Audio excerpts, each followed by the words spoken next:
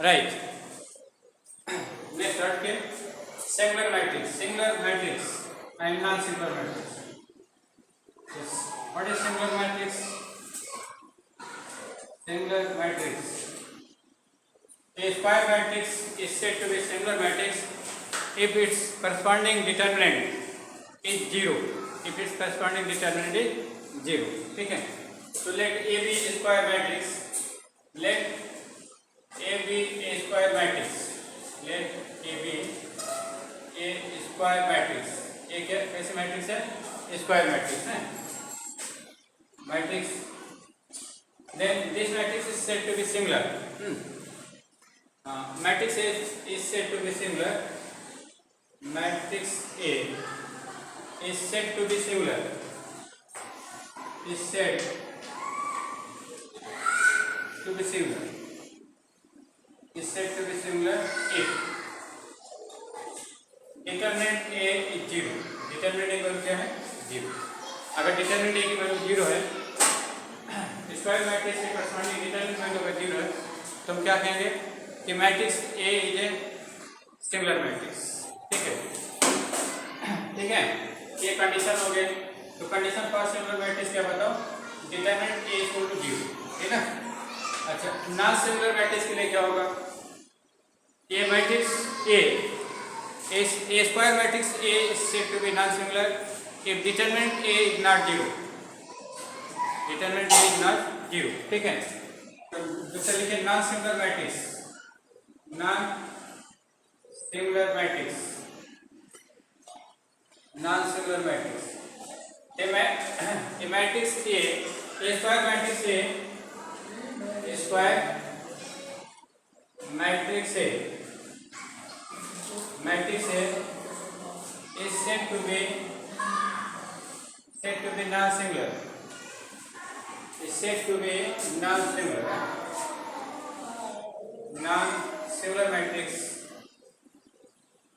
if determinant A is not equal to 0. Determinant की value क्या है? 0 नहीं. अगर determinant की वैल्यू 0 नहीं है, तो क्या करेगा? non-singular matrix करेगा. क्या करेगी? non-singular matrix. ठीक है.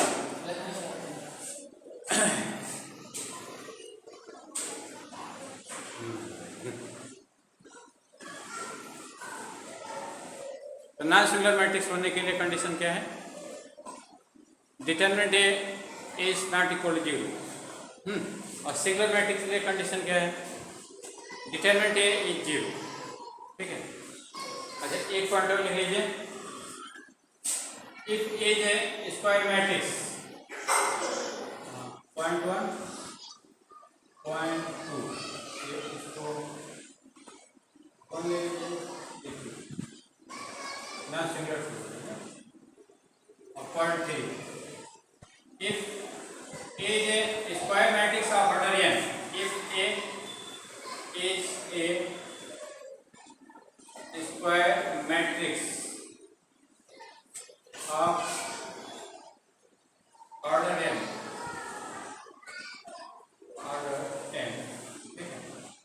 if A is a square matrix of order n,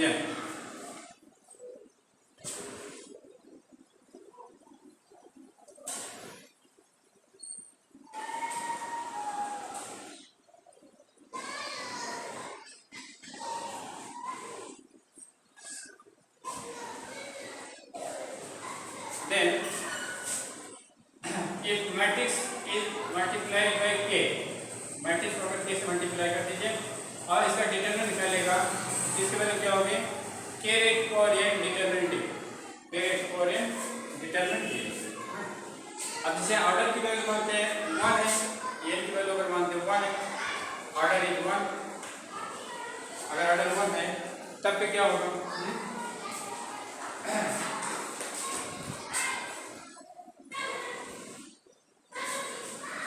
अगर ऑर्डर 1 होगा, ठीक है.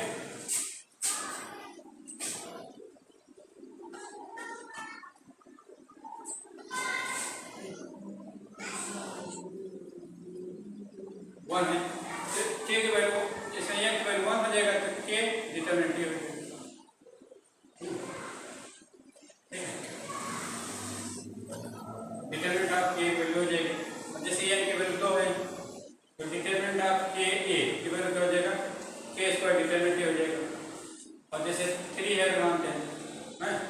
3 गुना 3 है, तो क्या हो जाएगा इसकी value k raised to power 3 determinant, ये आंसर होगा। ठीक है, ये देखो अब इसका सम करते हैं। अच्छा एक पॉइंट और,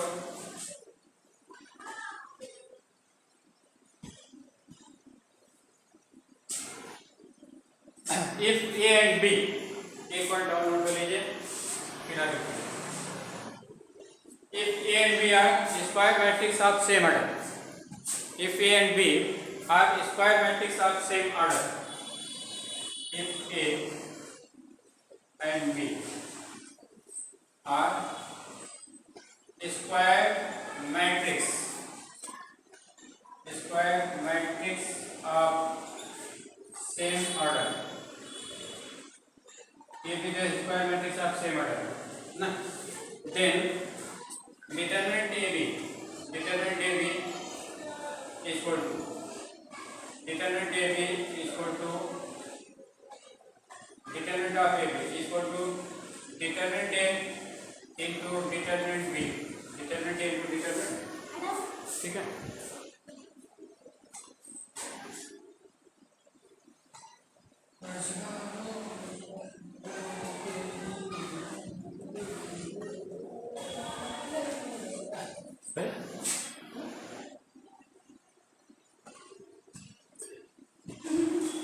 ऊपर रख कर दें, हाँ?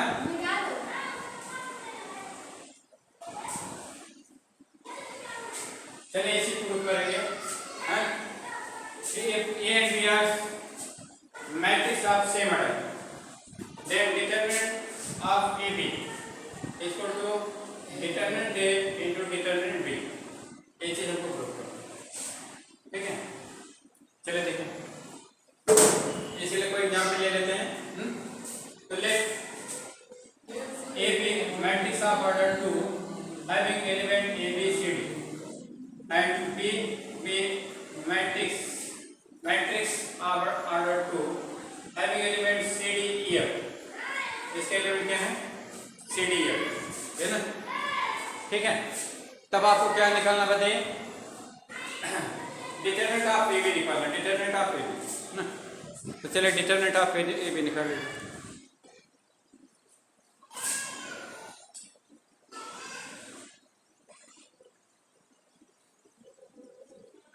तो डिटरमिनेंट पहले ए बी निकालते हैं, फिर डिटरमिनेंट ऑफ ए बी निकालते हैं, फिर A into B, matrix A और बी को क्या करना? मल्टीप्लाई करना, ए बी सी डी और ए बी सी डी, यहाँ पर आप कुछ और एलिमेंट लेंगे जैसे ई एफ जी एफ ले, ई एफ, तो यहाँ पर आपका ई एफ और जी, ये चीज आपको मल्टीप्लाई करनी है ना, ठीक है। तो चलिए मल्टीप्लाई करिए। तो देखिए फर्स्ट रो लेकर के क्या करेंगे? फर्स्ट कॉलम से मल्टीप्लाई करेंगे। फर्स्ट रो को किससे मल्टीप्लाई करेंगे?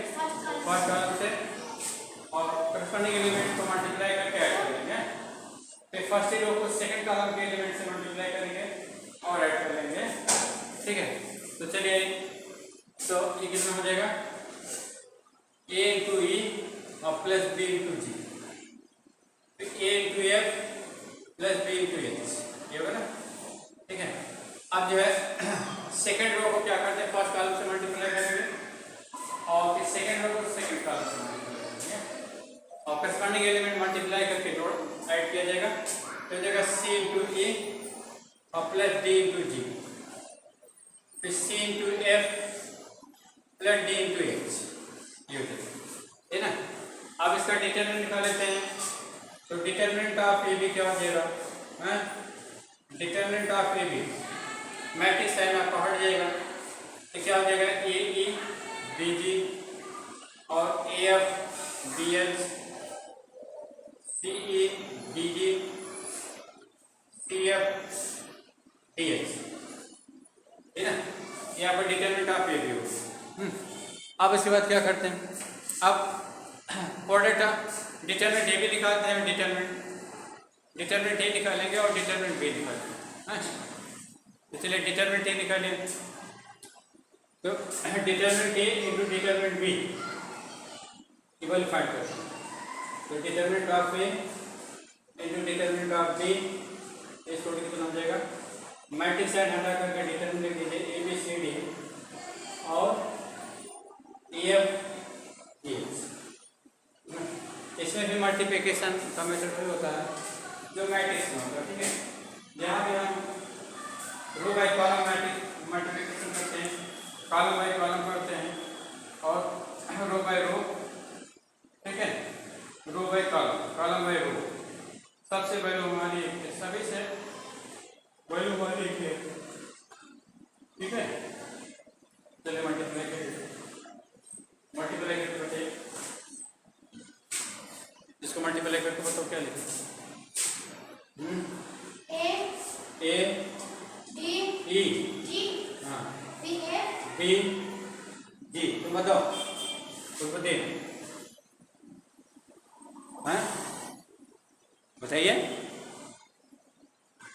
ए एफ बी एस, नीचे बताइए C E D G, okay. Next है सी एफ एच डी। तो देखिए दोनों सेम है ना, डिटरमिनेंट ए बी और determinant A into B, determinant A into determinant B दोनों देखिए सेम है। सी एफ हुआ एच डी हुआ, डी एस लिख सकते हैं, मल्टीप्लिकेशन कम्युनिकेटिव होता है। तो देखिए इक्वेशन 1 और 2 से देखिए दोनों चीज सेम है। इक्वेशन 2 और फर्स्ट 2 को कंपेयर करिए तो दोनों आपको क्या मिल जाए, एक ही मिल जाए ना। एंड सेकेंड क्या दे देंगे, determinant of A B is equal to determinant of A into determinant of D, ये मिलता है ना, ठीक है। चलिए कॉपी करते हैं।